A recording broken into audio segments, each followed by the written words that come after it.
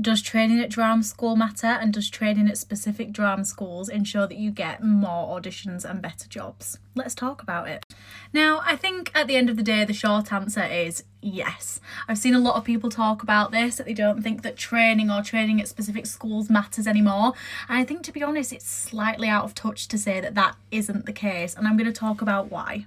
Now, after going through the system myself, but also seeing every single one of the people that I went through the system with that branched out to different schools and different places, I've kind of got a good idea of the patterns and how it seems to be planning out when you go to different schools, how you train, and how that eventually impacts your future career.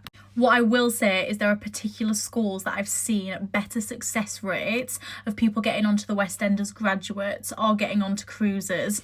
Little bit less, but generally West End seems to be quite specific in which schools generally have good graduate outcomes. Now, obviously, I'm taking this on the things that I've seen, so it doesn't mean that it counts for absolutely everyone and everything, but there is a pattern just from what I've witnessed. Now, am I saying that people that have never trained before in their lives don't go onto the West End? No, I'm not. You can obviously go watch a West End show, and when you look in the programme, it shows you whether people have trained or whether they haven't trained. So you can see that there is a few people that have got through that haven't been to drama school that have been on the West End, and that is really, really cool.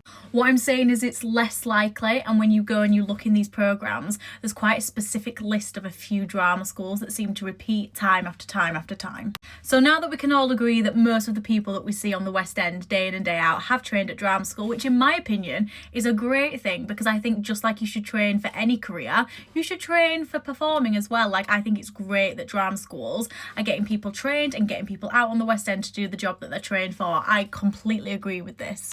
But where the line gets a little bit blurry is when people have trained at drama school, but they prefer other students from different drama schools because that drama school has a specific reputation or specific contacts, for example.